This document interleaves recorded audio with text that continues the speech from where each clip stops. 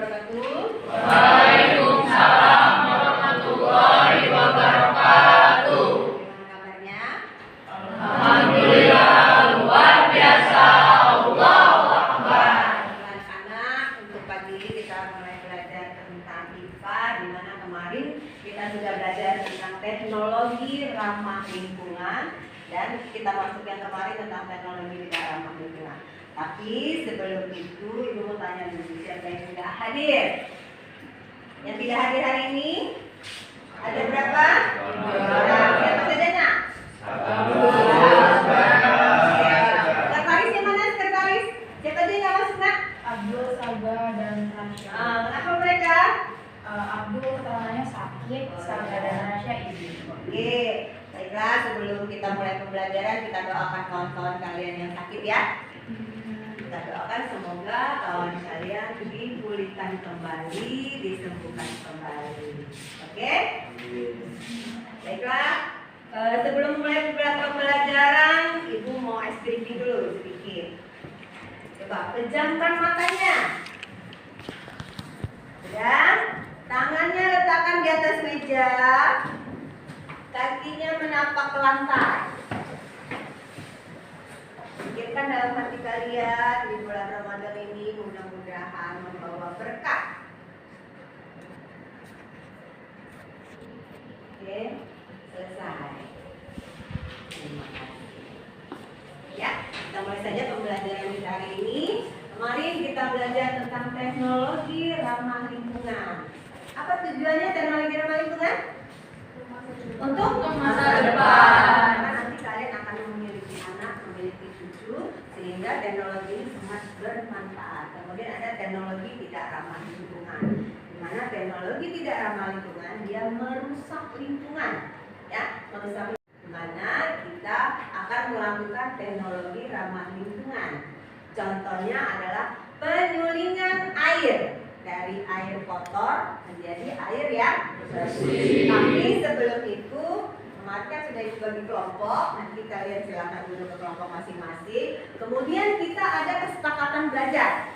Ya, yang pertama kalian harus fokus. Artinya fokus di sini di kelompok, tidak main-main. Ya. Kemudian yang kedua, tidak keluar masuk kelas. Jadi tetap di dalam kelas mengikuti pembelajaran. Yang ketiga harus disiplin. Jadi dalam kelompok harus disiplin, tidak boleh satu yang bekerja, yang lain tidak bekerja. Yang keempat saling menghargai. Apapun keputusan dalam kelompok, kemudian nanti akan dipresentasikan ke depan, itu sudah dibicarakan antar sama kelompok. Jadi kalau ada pendapat yang berbeda, itu harus dihargai. Oke, yang kemarin ini kelompok 1, kemudian ini kelompok 2, ini kelompok 3. Ya. Kemudian dibuka lembarannya, ini akan Ibu bagikan. Kelompok 1, ketuanya Sino ya.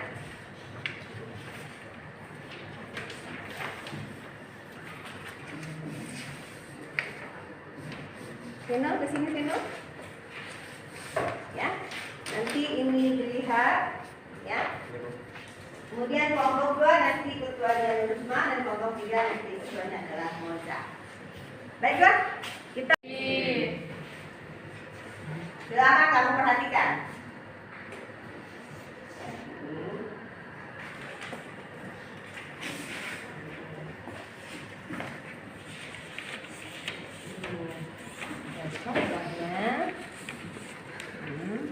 Dulu yang harus diambil Pasir. ya, pasir, juga pasirnya ini berdua. Kamu peganginnya.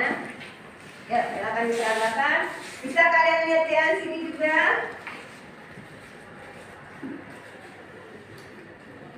Nah, ini ya. Ya, dibuat.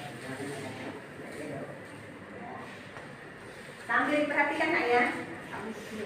Ya. Kemudian masukkan Kerikil. ya kerikil. Yang pertama di sini kita masukkan adalah kapas, kemudian pasir, kemudian yang ketiga adalah kerikil. Ya, silakan dimasukkan.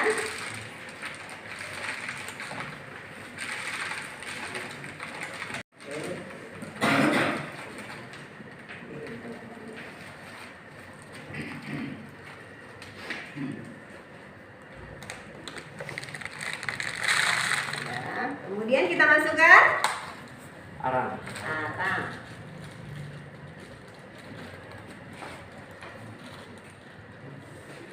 Ini biasanya dilakukan di daerah-daerah yang airnya sangat tidak bagus. Airnya berwarna kecoklatan. Ya, karena air yang berwarna kecoklatan ini tidak baik untuk kesehatan. Ini sudah terjadi pencemaran lingkungan. Ya, kita membuat teknologi ramah lingkungan yang sangat-sangat sederhana sekali. Ya, kalau di pedesaan ini dibuat di dalam tong atau di dalam ember. Nah, percobaan ini kita buat Kapas. ya, masukkan kapas lah. Oke, sambil diperhatikan ya. Ya. Jadi tadi apa urutannya? Kapas, pasir, kerikil, arang, tisu, dan kapas. kalau ingin membuat di rumah seperti itu ya.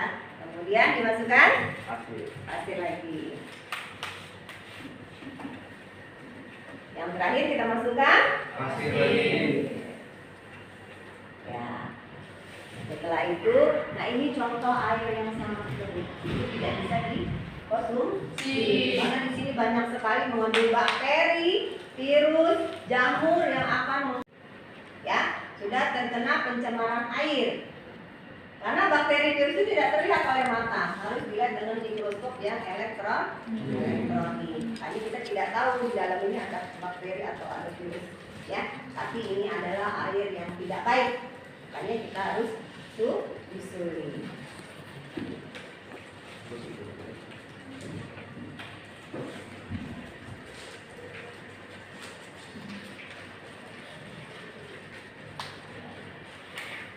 Oke. Bisa dipraktekkan ya, paham ya? Kelompok 1 oke, kelompok 2 ayo dijawab, kelompok 3 oke. Sekarang kita masukkan airnya, kita tutup dulu sementara ini airnya, nanti kita akan teskan bagaimana sih hasilnya.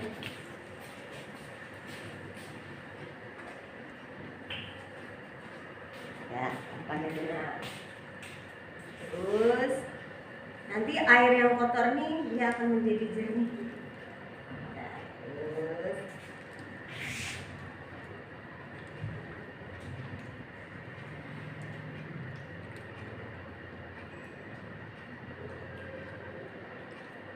ya dimasukkan sampai dia penuh. Ya, nanti kita akan lihat bagaimana hasil dari penyaringan air tersebut.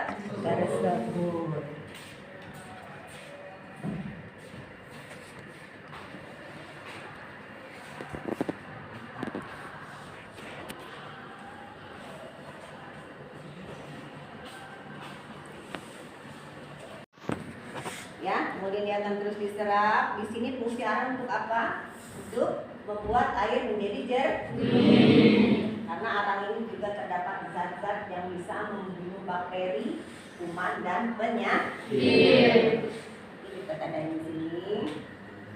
Ini tempat kerjanya.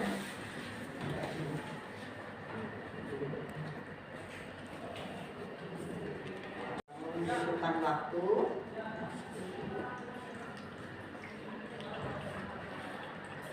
Sudah kelihatan hasilnya?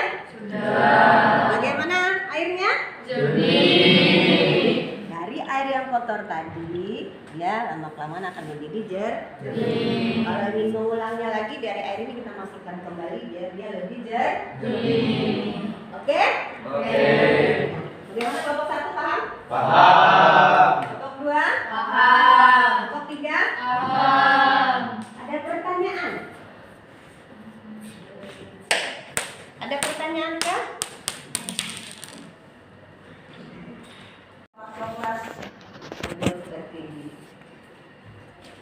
Ada yang ingin ditanyakan dari percobaan ini? Tersebut sudah bisa langsung diminum. Mengapa? Cari kembali, kemudian harus dimasak. Kenapa harus dilakukan pemasakan? Iya, karena untuk mematikan virus, kuman, dan bakteri. Air dalam keadaan 100 derajat Celcius, maka kuman bakterinya akan mati. Dan air juga, kalau kalian buat es batu di dalam freezer dalam keadaan dia 0 derajat, itu bakteri kumannya juga akan mati. Kelompok 2, silakan dibaca dengan kelompoknya. Ini agak mendekat. Kelompok 3 ya sini agak mendekat dengan kelompoknya. Sambil dibaca. Ayo silakan. Ya.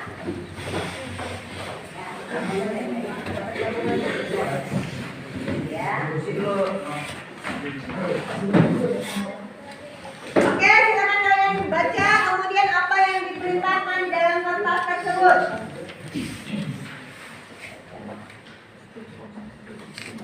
Sudah?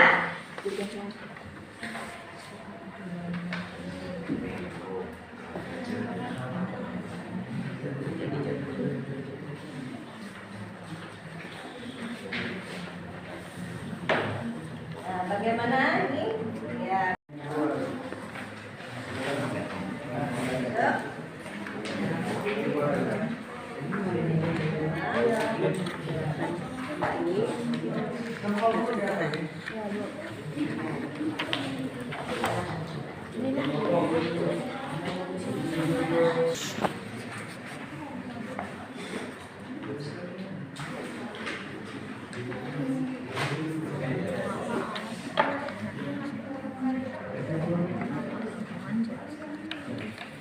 Ayo bekerja sama dengan kelompoknya. Tidak ada yang bekerja sendiri.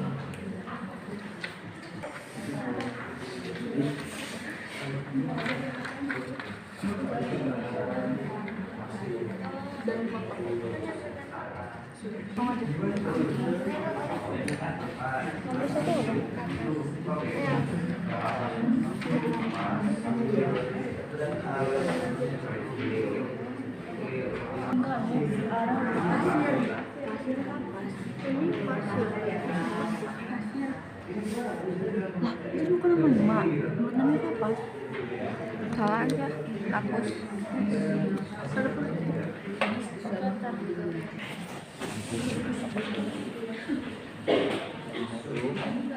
Tisu.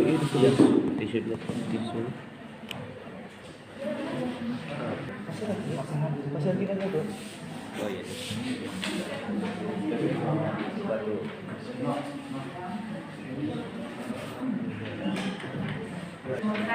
Ya. Apa nak? Ini yang nomor 1 pertanyaan berdasarkan pengamatan itu, yang urutan nomor 1 itu yang dari atas atau yang dari bawah? Dari bawah. Dari bawah. Makasih. Ya, sama-sama. Silakan ya diisi. Oke, sudah selesai? Ya, oke, masih bertunggu. Tidak lama-lama.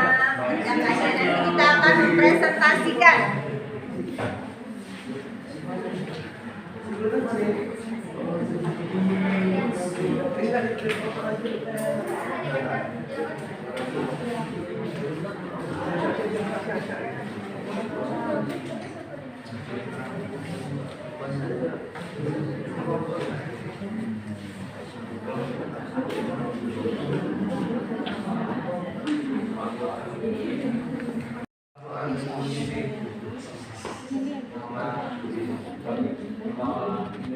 Dia sebelum sesudah apa terus keadaan sebelum sesudah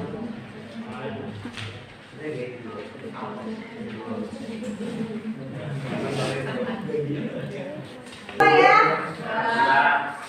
Coba Ibu akan menanyakan dari kelompok 1, 2, 3 untuk mempresentasikan hasil dari kegiatan kalian. Oke, silakan kelompok 1.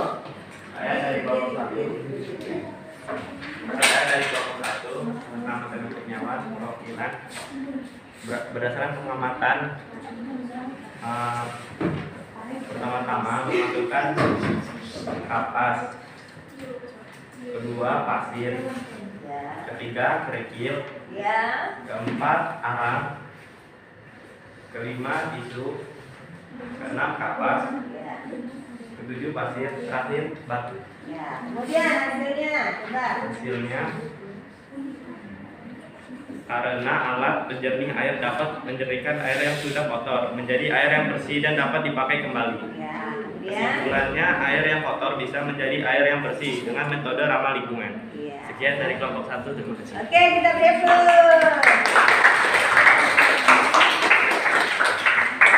Kelompok 2, silakan. Perkenalkan, saya Mitrasi Saudara.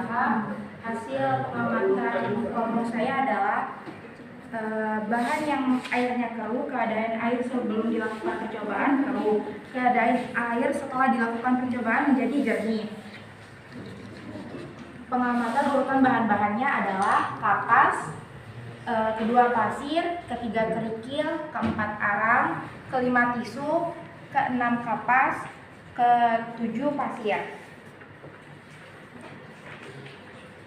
Bagaimana keadaan air sebelum dimasukkan ke dalam alat penjernihan dan sesudahnya? Sebelum dimasukkan jernih. Mengapa alat penjernihan air sebagai salah satu contoh teknologi ramah lingkungan? Jelaskan. Sebab tidak menggunakan bahan kimia yang berbahaya dan tenaga listrik, karena bahannya menggunakan bahan alam yang bersifat ramah lingkungan. Menggunakan bahan dan alat yang ramah lingkungan. Hasil air tersebut akan layak digunakan dalam kehidupan sehari-hari. Itu saja hasil dari kelompok saya. Terima kasih. Oke, itu jawaban dari kelompok 2, itu sudah benar ya. Jadi hasilnya adalah itu dari teknologi ramah lingkungan menggunakan bahan-bahan alam sehingga bisa dimanfaatkan kembali. Kita lihat untuk kelompok 2. Nama saya Musa Suci Ramadhania dari kelompok 3. Hasil dari pengamatan kami adalah untuk urutan bahan-bahan pengamatannya. Nomor 1-nya ada kapas, 2 ada pasir, 3 ada kerikil, 4 ada arang, 5 ada tisu, 6 ada pasir, dan 7 ada batu. Untuk keadaan air sebelum dimasukkan ke dalam alat penjernihan atau penyaringannya itu masih terlihat keruh dan kotor. Sedangkan untuk keadaan sesudahnya, keadaan air sudah mulai jernih.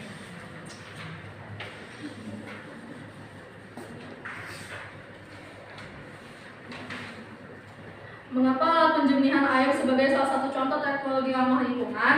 Karena penggunaannya mudah, biayanya juga terjangkau, serta membantu melestarikan lingkungan. Untuk kesimpulannya, dengan adanya penyaringan air ini mengurangi pencemaran lingkungan. Oke, terima kasih kelompok 3. Kita beri applause untuk kelompok 3.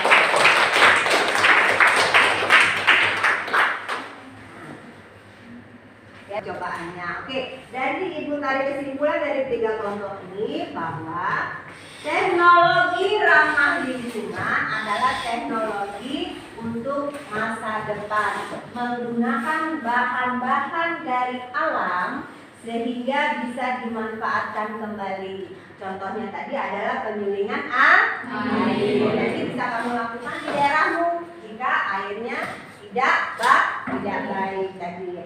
Kemudian untuk langkah selanjutnya setelah kalian melakukan penyulingan, airnya jangan lupa kalau untuk dikonsumsi harus direbus terlebih dahulu atau dimasak sehingga bisa langsung dikonsumsi oleh kita karena untuk menjaga kesehatan.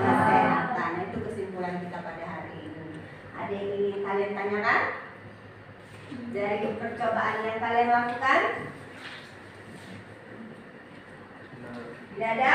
Kalau gitu kalian sudah bisa mencerna materi hari ini tentang teknologi ramah lingkungan. Ya, baik untuk pembelajaran di minggu depan atau pada pertemuan selanjutnya kita akan masuk pada teknologi tidak ramah lingkungan. Ibu berikan sedikit cluenya bahwa teknologi tidak ramah lingkungan itu artinya teknologi yang merusak lingkungan, ya, sehingga lingkungan akan dirusak oleh manusia karena keserakahannya. Ya, untuk pertemuan selanjutnya jangan lupa bukunya dipelajari di rumah, dibaca. Jadi pada pertemuan selanjutnya kalian bisa paham tentang materi teknologi tidak ramah lingkungan. Kalian harus bisa membedakan antara teknologi ramah lingkungan dan teknologi tidak ramah lingkungan. Baiklah, terima kasih untuk pertemuan hari ini. Untuk kelompok-kelompoknya sudah ada kerjasama yang baik, sudah mempresentasikan dengan baik. Ibu kasih aplaus untuk kalian. Akhiri pembelajaran hari ini. Wabillahi taufiq wal hidayah. Wassalamualaikum warahmatullahi wabarakatuh.